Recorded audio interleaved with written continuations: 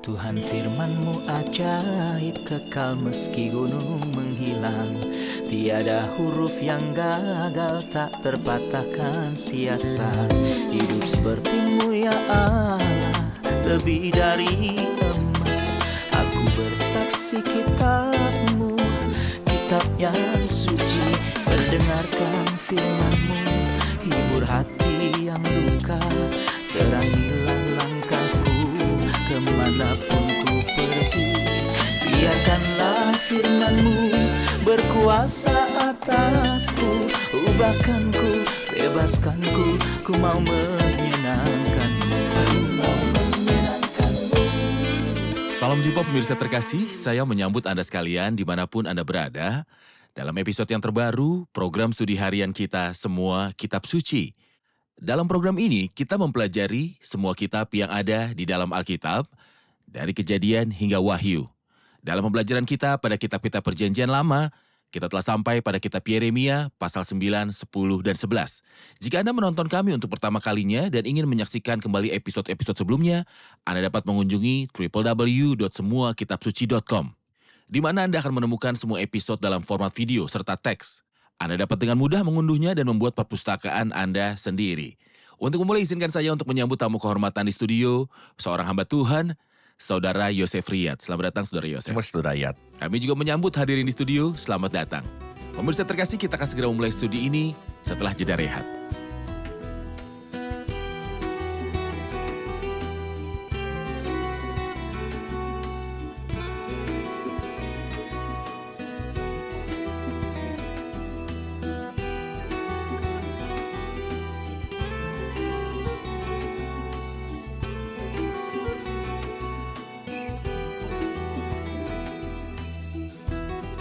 Selamat datang, Saudara Yosef. Terima kasih, Saudara Riyad. Pada pasal sebelumnya, pasal 8 diakhiri dengan kalimat ini, tidak adakah balsam di Gilead? Tidak adakah tabib di sana? Mengapa belum datang juga kesembuhan luka putri bangsaku? Dia mengajukan pertanyaan dan menunda jawabannya ke pasal 9. Mohon berikan gambaran tentang pasal 9. Dia mengakhiri pasal sebelumnya mencari kesembuhan bagi orang-orang yang hancur itu. Di pasal 9 dia menemukan bahwa bukan hanya mereka yang hancur dan memerlukan penyembuhan, tetapi mereka terbunuh. Jadi dia mulai meratap. Yeremia sangat mengasihi umatnya, namun umat ini menolak peringatan ilahi berulang kali. Jadi dia tidak menemukan apapun selain menangis dan meratapi mereka. Seluruh pasal berbicara tentang terpencarnya orang-orang dan kehancuran tanah. Di masa lalu merupakan suatu kebanggaan bagi setiap orang Israel bahwa Tuhan telah memilih suatu bangsa dan memberikan tanah kepada mereka. Tetapi sekarang, akibat kejahatan bangsa ini tercerai-berai dan dibunuh, dan tanah itu diduduki oleh orang-orang asing. Tanahnya dihancurkan, seperti yang kita baca di kitab-kitab lain, seperti kitab Nehemia, bahwa kota dan gerbang-gerbangnya dihancurkan oleh Gerbangnya api. dihancurkan oleh api dan temboknya hancur, dan rakyat berada dalam kesulitan Orang-orang dan yang malu berada yang dalam besar. kesulitan besar. Itu sebabnya dia memulai bab 9 dengan mengatakan, sekiranya kepadaku penuh air dan mataku jadi pancuran air mata, maka siang malam aku akan menangisi orang-orang putri bangsaku yang terbunuh. Sekiranya di padang gurun aku mempunyai tempat penginapan bagi orang-orang yang sedang dalam perjalanan, maka aku akan meninggalkan bangsaku dan menyingkir daripada mereka. Sebab mereka sekalian adalah orang-orang berzina, suatu kumpulan orang-orang yang tidak setia. Mohon komentari kata-kata ini, Saudara Yosef. Faktanya itu adalah campuran cinta dan kemarahan. Sebagai hasil dari kasihnya, ia berkata, sekiranya kepalaku penuh air dan mataku jadi pancuran air mata, maka siang malam aku akan menangisi orang putri bangsaku yang terbunuh. Kita telah mengetahui bahwa para komentator menyebut Yeremia nabi yang penuh tangis. Dan menurut saya ini sangat jelas dalam ayat ini. Sebagaimana dia berharap agar kepalanya berisi air dan matanya berlinang air mata sehingga ia dapat menangis siang dan malam karena kasihnya yang besar terhadap mata itu. Ia seperti Kristus yang ketika datang ia menangisi kota itu, dan Paulus berkata bahwa aku sangat berduka cita dan selalu bersedih hati demi saudaraku kaum sebangsaku secara jasmani. Namun kasih tidak menghasilkan toleransi terhadap dosa. Tidak ada yang seperti itu dalam agama Kristen. Kasih kepada Tuhan yang benar tidak berarti bahwa dia akan membiarkan dosa, tetapi karena dia kudus, dia marah. Di sini karena Yeremia mewakili suara Tuhan bagi bangsa ini, dia juga marah. Maka ia berkata, sekiranya di padang gurun aku mempunyai tempat penginapan bagi orang-orang yang sedang dalam perjalanan. Dia menemukan bahwa tinggal di padang gurun jauh lebih baik daripada tinggal di tengah-tengah umatnya. Mengapa? Maka aku akan meninggalkan bangsaku dan menyingkir daripada mereka. Sebab mereka sekarang adalah orang-orang berzina. Suatu kumpulan orang-orang yang tidak setia sebagai akibat kejahatan moral yang mengerikan ini. Yeremia tidak tahan tinggal bersama mereka di kota, jadi dia lebih suka tinggal di padang gurun. Seperti yang telah Anda sebutkan, kelembutan dan kasih sayang membuat seseorang ketika dia melihat umat Tuhan dalam kesulitan besar, berharap dia memiliki sumber air mata untuk menangis. Benar. Artinya, ada perbedaan antara siapa yang menangis dan siapa yang mengeluh atau menuduh. Umat Tuhan butuh orang yang menangisi dia, berdoa untuknya, dan mengangkat tangan untuknya. Bukan orang yang menyalahkan umat ini di hadapan Tuhan. Berapa Di hadapan banyak Allahnya. lagi yang menyombongkan diri. Yang ada lebih buruk dari kedua-duanya, semoga Tuhan melindungi kita dari ini Yang dan sebenarnya itu. dibutuhkan adalah orang yang menangis, bukan orang yang menuduh. Benar. Mari kita baca ayat 23 sampai akhir pasal 9. Beginilah firman Tuhan. Janganlah orang bijaksana bermegah karena kebijaksanaannya. Janganlah orang kuat bermegah karena kekuatannya. Janganlah orang kaya bermegah karena kekayaannya. Tetapi siapa yang mau bermegah, baiklah bermegah karena yang berikut. Bahwa ia memahami dan mengenal aku, bahwa akulah Tuhan yang menunjukkan kasih setia, keadilan dan kebenaran di bumi.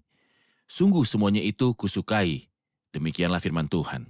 Yang saya ingin tanyakan berkaitan dengan ayat-ayat ini, Saudara Yosef, kebanggaan macam apa yang disukai Tuhan di sini? Jadi Tuhan membenci orang yang bermegah dalam perkara dunia ini. Janganlah orang bijaksana bermegah. Ia berkata janganlah orang bijaksana bermegah karena kebijaksanaannya. Artinya jangan bermegah dalam kemampuan mental Anda. Ada orang-orang dengan kemampuan mental yang hebat, yang bangga dengan sertifikat yang diperolehnya. Yang lain punya kekuatan fisik yang hebat dan mereka membanggakan medali, kejuaraan, dan penghargaan yang mereka peroleh. Sekali lagi ini bukan jadi kesombongan yang patut dibanggakan. Janganlah orang kuat bermegah karena kekuatannya. Ada orang yang punya harta yang luar biasa besarnya. Janganlah orang kaya bermegah karena kekayaannya, sebab itu semua bersifat sementara dan fana.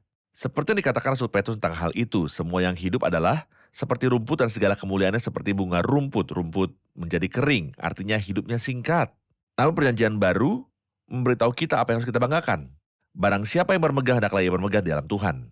Tetapi siapa yang bermegah, baiklah bermegah karena yang berikut, bahwa ia memahami dan mengenal aku. Dalam kitab Amsal pasal yang ke-9, ia berkata mengenal yang Maha Kudus adalah pengertian. Jika Anda ingin bermegah, maka bermegahlah, karena ilmu akan yang Maha Kudus bukan karena perkara-perkara duniawi. Bahwa ia memahami dan mengenal aku, bahwa akulah Tuhan yang menunjukkan kasih setia, keadilan, dan kebenaran di bumi. Sungguh semuanya itu kusukai, demikianlah firman Tuhan. Tuhan mendeskripsikan dirinya sendiri yang menunjukkan kasih setia, keadilan, dan kebenaran di bumi. Dia memulainya dengan kasih yang teguh, di hadapan, keadilan, dan kebenaran. Menunjukkan apa ini tentang sifat Tuhan? Alangkah baiknya Allah mengamalkan belas kasihan dan kasih yang teguh. Tetapi dia juga mengamalkan keadilan dan kebenaran. Dan dia senang akan hal itu. Allah mengamalkan hal ini. Dan dia pun bersuka cita terhadap orang-orang yang melakukan hal ini. Ya. Jadi kita mengatakan bahwa kita adalah pengikut Tuhan. Maka kita harus mewujudkan sifat-sifat Tuhan dalam diri kita. Kita harus mengasihani orang lain. Kristus berkata, berbahagialah orang yang murah hatinya, karena mereka akan beroleh kemurahan. Tapi juga kasih setia, keadilan, dan kebenaran di bumi. Pertama, Tuhan menawarkan kasih setia, dan barang siapa menolak kasih setianya tidak akan memiliki apapun kecuali kebenaran dan keadilan. Bagian terakhir dari pasal 9 ayat 25 mengatakan, lihat waktunya akan datang, demikianlah firman Tuhan bahwa aku menghukum orang-orang yang telah bersunat kulit katanya. Yang bersunat melambangkan umat Tuhan. Sedang yang tidak bersunat melambangkan bangsa kafir. Kita pikir Tuhan berada di pihak umatnya melawan bangsa-bangsa lain. Tetapi penghakiman Allah menimpa keduanya, baik yang bersunat maupun yang tidak bersunat. Apa yang Anda lihat dalam hal ini? Dia menjelaskan dalam ayat berikut, dia mengatakan, di akhir pasal ini sebab segala bangsa tidak bersunat dan segenap kaum Israel tidak bersunat hatinya. Rupanya mereka disunat secara daging. Tetapi perjanjian baru mengajarkan kita bahwa yang penting bukanlah sunat secara daging, melainkan sunat hati dalam roh. Apa untungnya jika hanya memiliki tanda lahiriah saja? Sedangkan hati Anda tidak bersunat, artinya persis seperti hati orang kafir yang menyembah berhala dan menyukai kenajisan. Hati Israel mencintai dan menyembah berhala serta menyukai kenajisan. Kalau begitu, apa gunanya sunat daging? Itu tidak ada nilainya. Dan itulah mengapa Tuhan akan menghakimi semua orang yang bersunat sama dengan yang tidak bersunat. Karena pada akhirnya keduanya tidak bersunat hati. Oke, Hati mereka tidak responsif terhadap Tuhan. oke.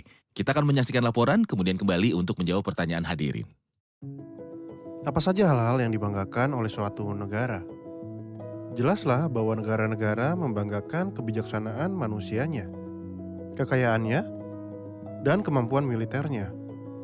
Namun kita harus ingat bahwa kekuasaan tidak terletak pada kelicikan para politisi, tidak juga dalam kebijaksanaan para ekonom atau dalam senjata. Sebaliknya, kekuatan suatu bangsa harus berasal dari nilai-nilai spiritual dan moral mereka. Di sini Allah berfirman, "Tetapi siapa yang mau bermegah, baiklah bermegah karena yang berikut, bahwa ia memahami dan mengenal Aku." Inilah yang kita butuhkan. Kita perlu mengenal Tuhan dan mengetahui serta menaati firman-Nya. Kita perlu kembali kepada Tuhan dengan sepenuh hati. Pasal 10 ayat 2 berkata, beginilah firman Tuhan. Janganlah biasakan dirimu dengan tingkah langkah bangsa-bangsa. Janganlah gentar terhadap tanda-tanda langit, sekalipun bangsa-bangsa gentar terhadapnya. Apa yang dimaksud dengan jalan bangsa-bangsa dan tanda-tanda langit? Silakan Saudara Yosef. Cara suatu bangsa berarti metode mereka dalam menangani permasalahan. Kita adalah umat terpisah dari bangsa kafir. Kita adalah umat yang mempunyai hubungan dengan Tuhan. Apakah pantas bagi kita untuk menjadi serupa dengan dunia ini seperti yang dikatakan Paulus dalam Roma 12? Apakah itu cocok untuk kita? Berjalan seperti orang-orang duniawi? Ia berkata di sini, janganlah biasakan dirimu dengan tingkah langkah bangsa-bangsa. Dan sebelumnya, ia berkata, ambillah tempatmu di jalan-jalan dan lihatlah, tanyakanlah jalan-jalan yang dahulu kala, di mana jalan yang baik. Tempuhlah itu. Dengan demikian juga mendapat ketenangan. Sedihnya di sini mereka tidak minta jalan yang baik, jalan yang Tuhan jelaskan dalam Alkitab, tetapi mereka telah mempelajari jalan bangsa-bangsa lain. Walaupun di sini dikatakan, janganlah biasakan dirimu dengan tingkah langkah bangsa-bangsa. Ini mengingatkan kita kepada ayat yang disebutkan dalam surat Roma 16 ayat 19. Tapi aku ingin supaya kamu bijaksana terhadap apa yang baik dan bersih terhadap apa yang jahat. Jadi tidak perlu mengetahui cara dan cara pendekatan bangsa kafir. Apalagi selanjutnya ia berkata janganlah gentar terhadap tanda-tanda di langit. Tanda-tanda langit adalah benda-benda langit yang ketika Allah menciptakannya pada hari keempat di dalam Kejadian 1 ayat 14. Dia berfirman, biarlah benda-benda penerang itu menjadi tanda yang menunjukkan masa-masa yang tetap dan hari-hari. Dan tahun, benda-benda langit ini adalah apa? Yang digunakan oleh orang kafir untuk eksplorasi peruntungan dan keberuntungan mereka dan menentukan apa yang boleh dilakukan dan tidak dilakukan. Itu salah, kita tidak boleh mempelajari keadaan bangsa-bangsa dan tidak pula merasa cemas terhadap tanda-tanda langit. Baik. Saudara Yosef dimulai dari ayat 6, ia berkata, tidak ada yang sama seperti engkau ya Tuhan. Engkau besar dan namamu besar oleh keperkasaan.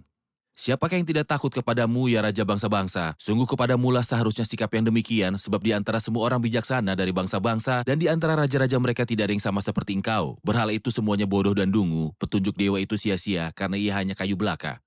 Perak kepingan dibawa dari Tarsis, dan emas dari Ufas. Berhala itu buatan tukang, dan buatan tangan pandai emas. Pakaiannya dari kain ungu tua dan kain ungu muda.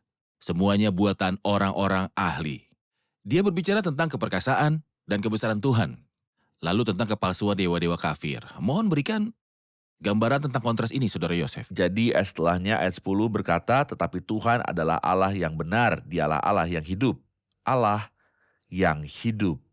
Dalam 1 Tesalonika pasal yang pertama, kamu berbalik dari berhala-berhala kepada Allah untuk melayani Allah yang hidup dan benar. Allah yang benar, Allah yang hidup. Juga ayat 8 menarik perhatian kita. Ia berkata petunjuk dewa itu sia-sia karena ia hanya kayu belaka.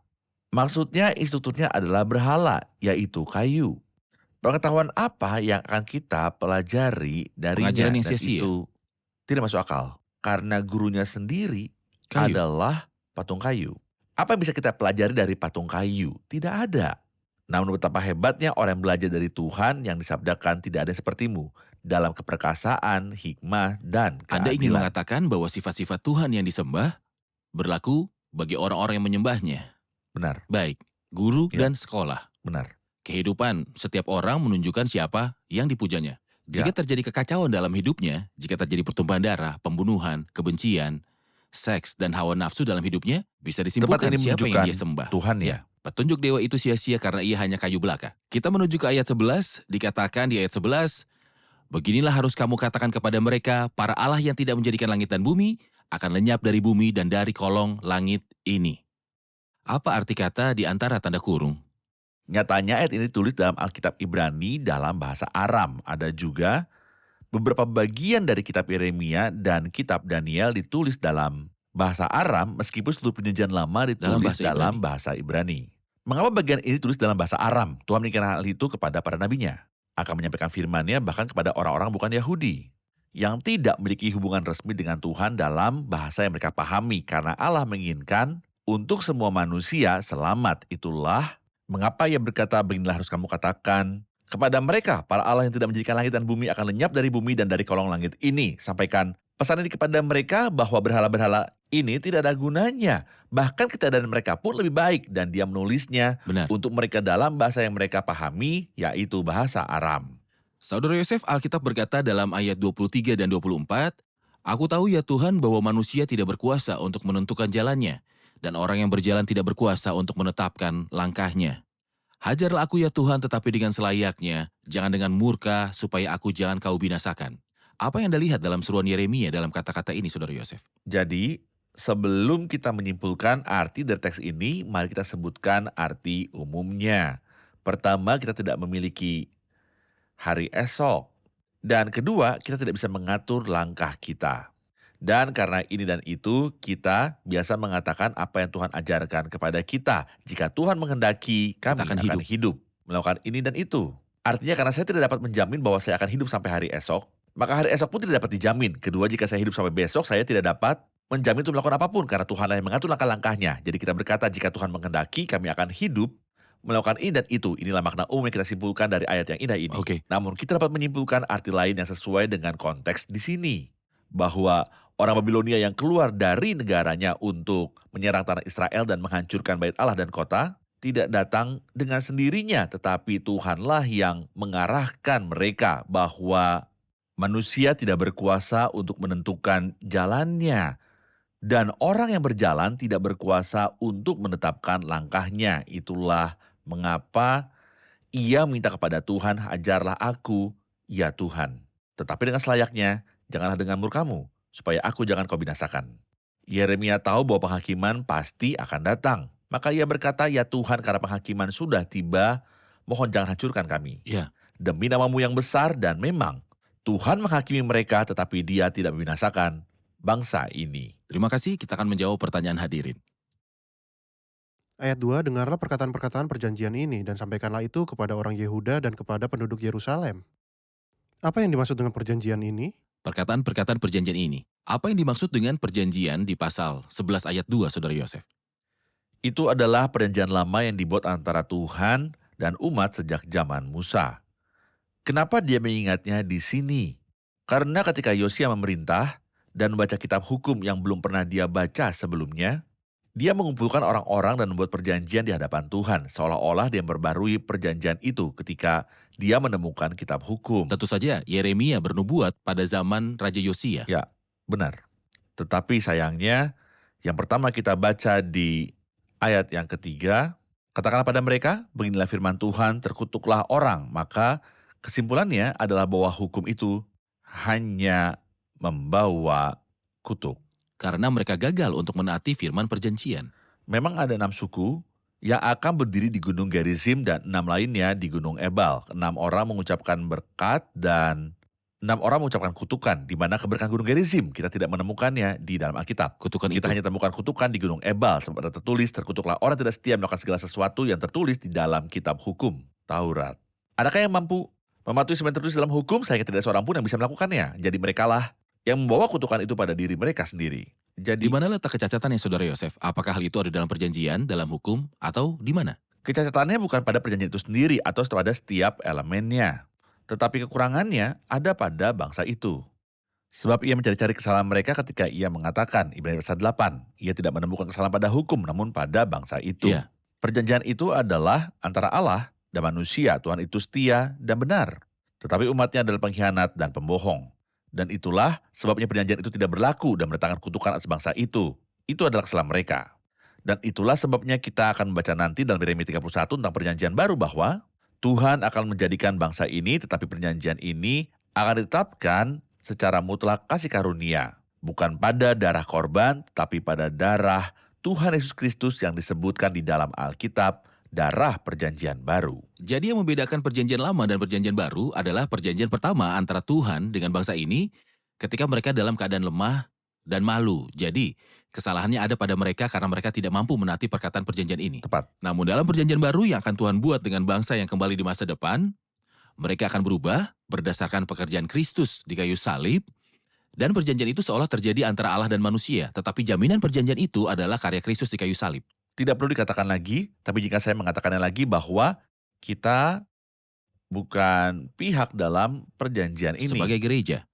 Sebagai gereja, kita bukanlah partai dalam perjanjian ini. Namun, berkat-berkat dari perjanjian ini telah menjadi milik kita karena kita telah datang kepada perantar perjanjian baru, yaitu Yesus. Benar. Di ayat 14, ia mengulangi apa yang ia katakan di pasal yang ke-7, adapun engkau, janganlah engkau berdoa untuk bangsa ini, dan janganlah naikkan permohonan dan doa untuk mereka.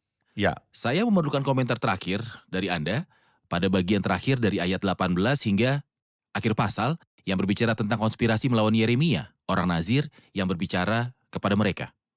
Hal ini menarik perhatian kita bahwa pada awal pasal ini Tuhan membuktikan kepada Yeremia bahwa bangsa ini telah mengkhianati Tuhan.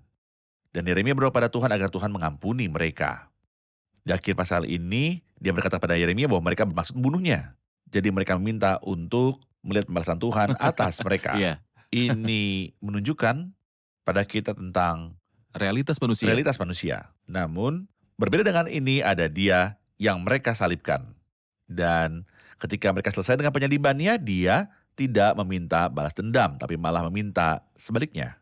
Inilah pribadi yang unik, yaitu Tuhan Yesus Kristus. Ada kesamaan antara Kristus dan Yeremia, katanya di ayat 19, tetapi aku dulu seperti anak domba jinak yang dibawa untuk disembelih. Ini mengingatkan kita pada Yesaya 53 seperti anak domba yang dibawa ke pembantaian, seperti induk domba yang keluh di depan orang-orang yang menggunting bulunya, ia tidak membuka mulutnya.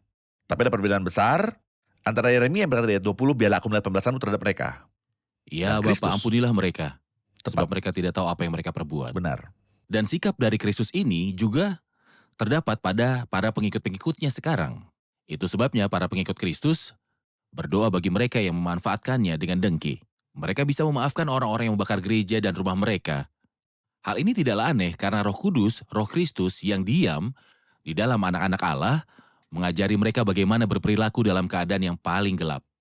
Tapi di sisi lain, Yeremia mempresentasikan sisa umat saleh di masa depan yang akan berdoa di Wahyu pasal yang ke-6, berkata, berapa lama lagi ya penguasa yang kudus dan benar, engkau tidak menghakimi dan tidak membalaskan darah kami kepada mereka yang diam di bumi. Terima kasih Saudara Yosef, Tuhan memberkati. Kita rangkum episode ini bersama hadirin.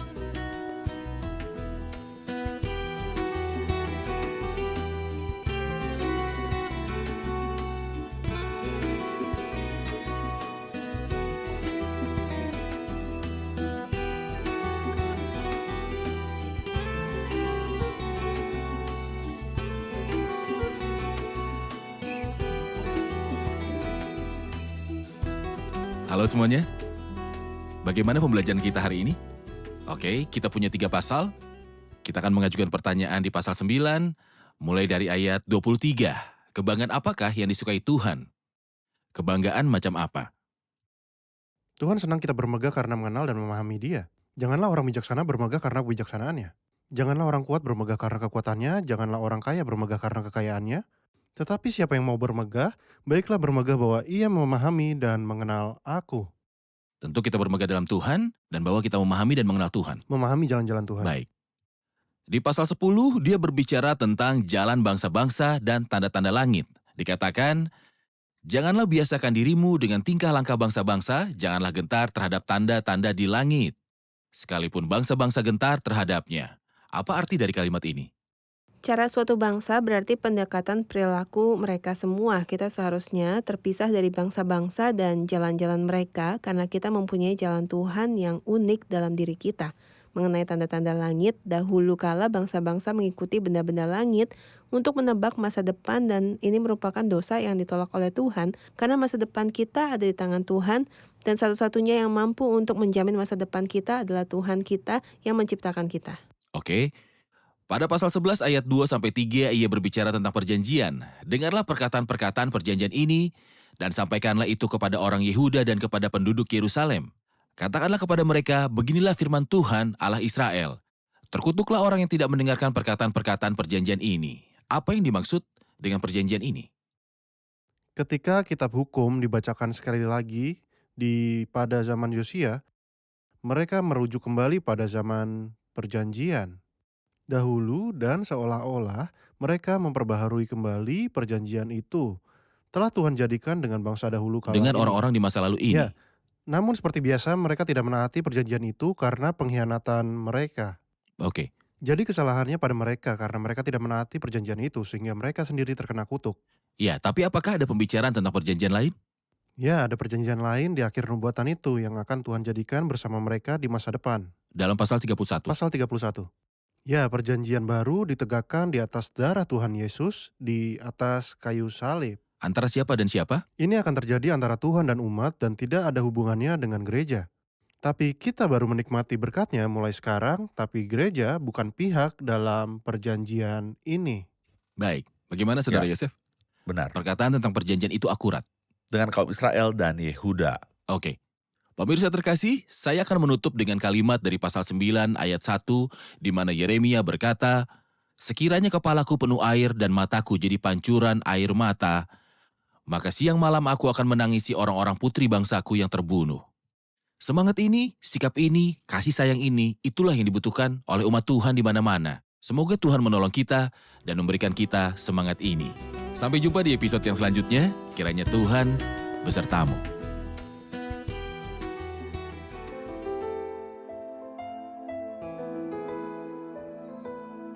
Tuhan firman-Mu ajaib kekal meski gunung menghilang.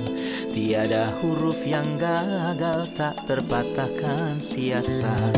Hidup seperti-Mu ya Allah, lebih dari emas.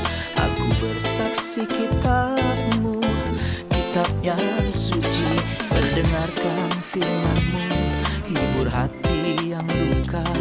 Terangilah langkahku kemanapun ku pergi.